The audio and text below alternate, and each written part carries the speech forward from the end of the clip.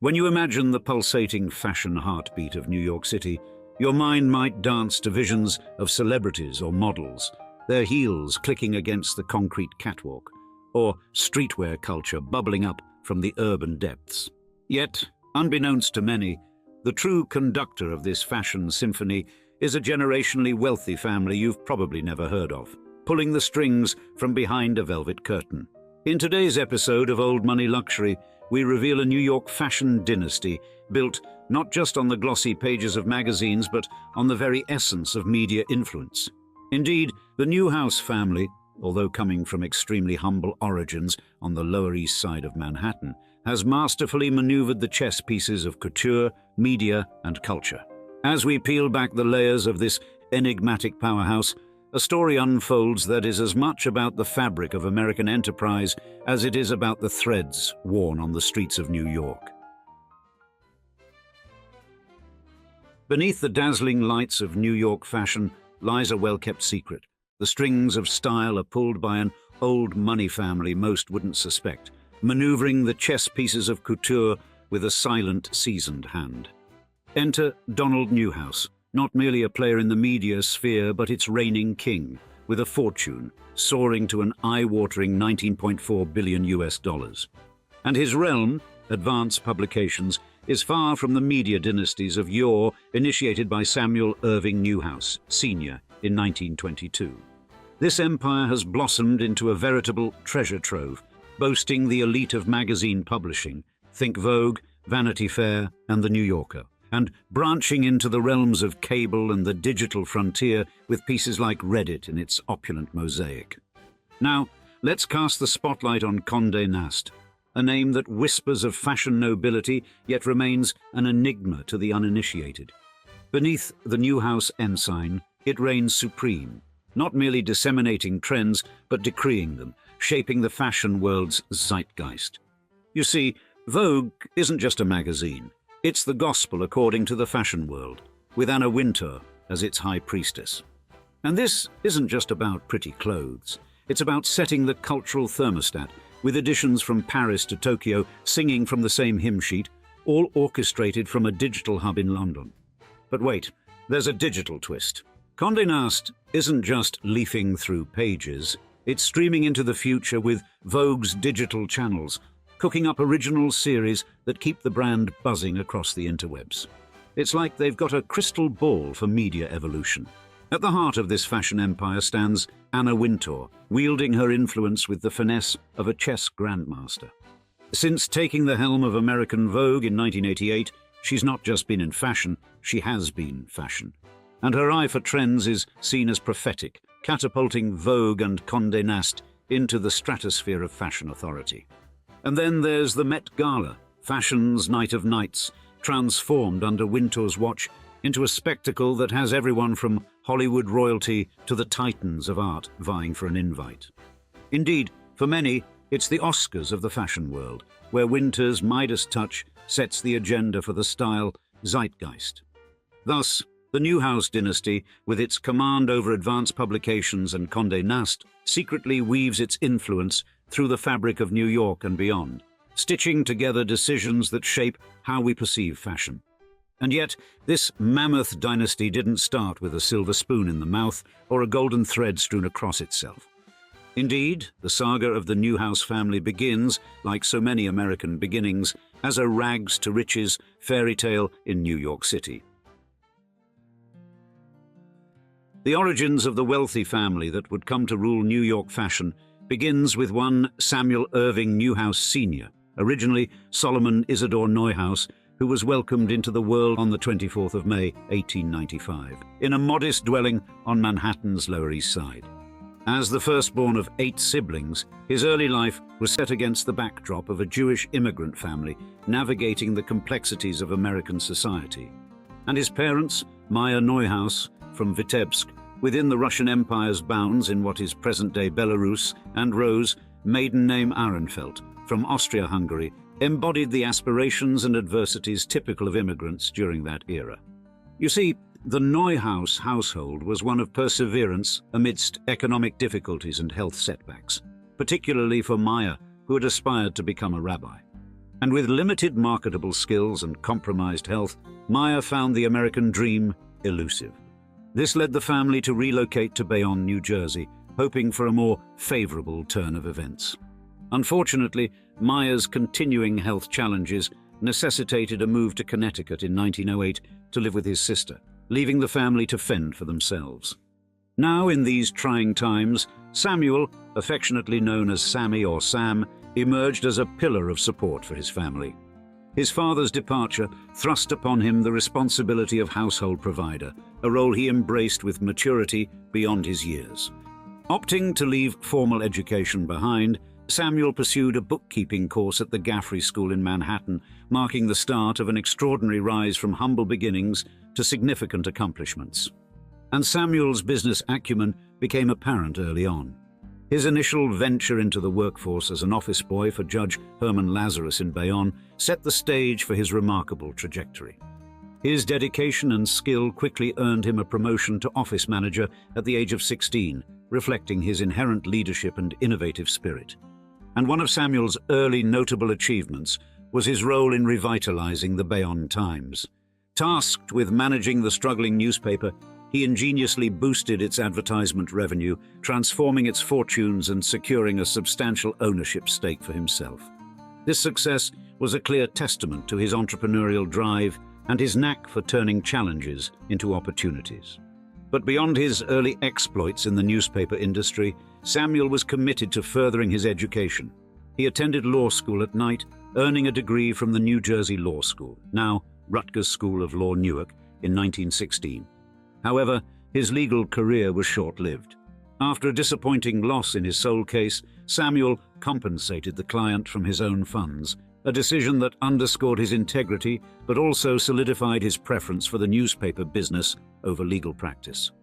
Yet, by 1922, Samuel's vision expanded beyond his initial successes.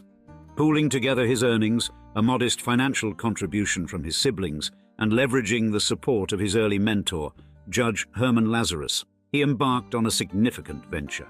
With an investment of $98,000, a considerable sum at the time, Samuel acquired the Staten Island Advance. This strategic acquisition not only diversified his interests, but also laid the groundwork for what would evolve into a sprawling media conglomerate.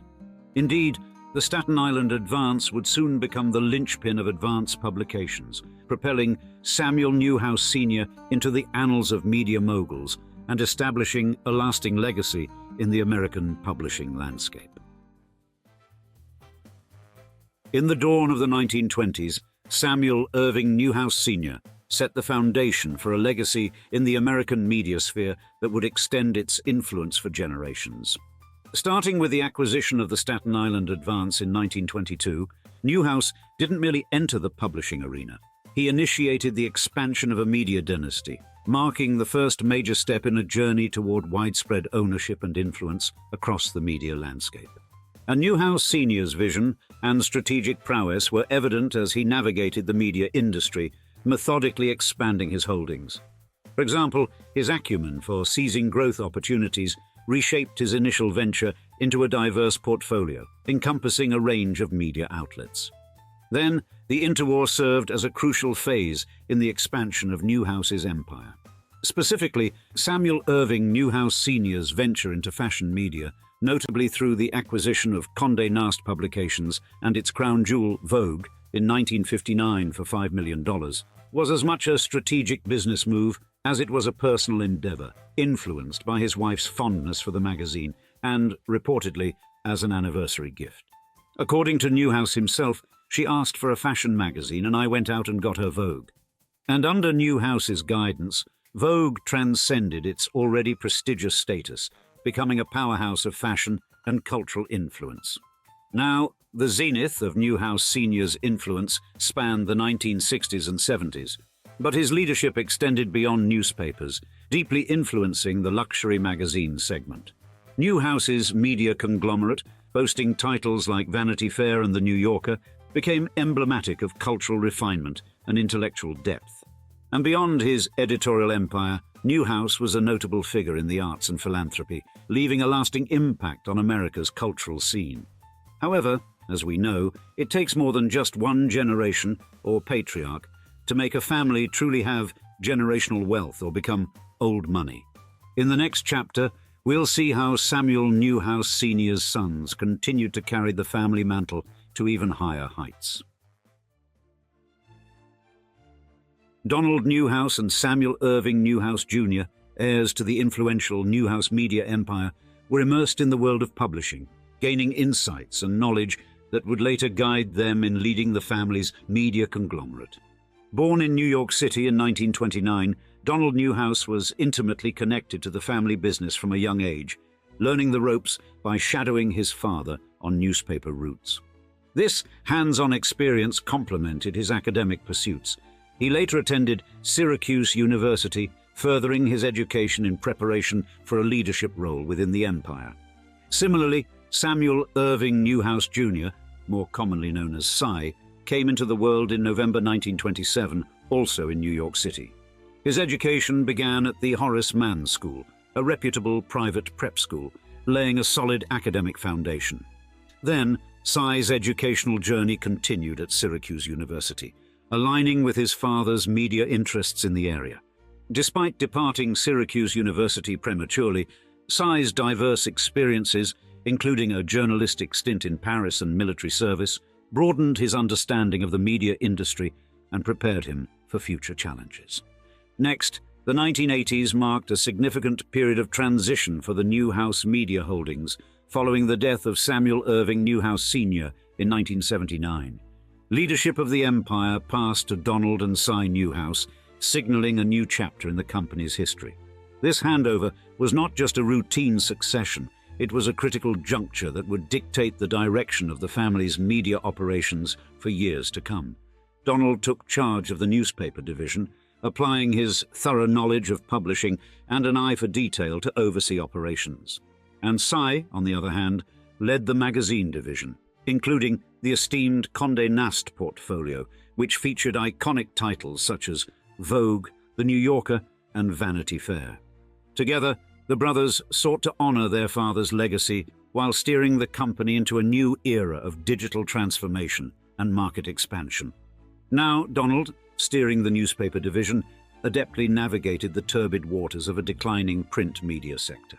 His efforts to modernize and digitally transform the family's newspaper portfolio were critical in maintaining their relevancy amidst a digital surge. His strategic investments in online platforms and technologies underscored a forward-thinking mindset that ensured the newspapers continued to engage readers in the digital era. And the strategic vision of the Newhouse brothers extended beyond domestic shores, eyeing the lucrative potential of global markets. The inception of Condé Nast International under their guidance marked a bold foray into foreign markets, launching flagship titles like Vogue in China, India, Russia, among others. This global expansion strategy not only broadened their brand's horizons, but also penetrated new audience segments and advertising opportunities, significantly bolstering the empire's growth trajectory. Their foray into digital media was highlighted by judicious investments in platforms such as Reddit, which soared to become one of the globe's most frequented websites. Their early stake in Reddit in 2006 stood as a symbol of their knack for identifying and leveraging digital trends early on, an investment that would yield substantial returns and underscore their prowess in digital strategy. However, the Newhouse brothers are not the only name in the next generations to get their time in the spotlight. Charlotte Newhouse, a descendant of this influential media dynasty, has carved her niche in the entertainment world, particularly within comedy. Charlotte's foray into the entertainment sector is distinguished by her role as both creator and star of the Comedy Central series Idiot Sitter, alongside Gillian Bell. The series, which initially debuted as a web series, received critical acclaim and was adapted for television due to its popularity. And Charlotte's academic journey, culminating in a Bachelor of Arts from Columbia University, coupled with her extensive experience in improvisational and sketch comedy with the Groundlings, has laid a robust foundation for her artistic endeavors. However, we'll have to flip over to the next chapter to find out about the future of the entirety of the Newhouse family name, and if it will continue to succeed as it has for decades so far. In an era defined by swift technological advances and shifting consumer preferences, Condé Nast, under the guidance of Donald Newhouse, has adeptly navigated the transition from traditional print media to the digital frontier.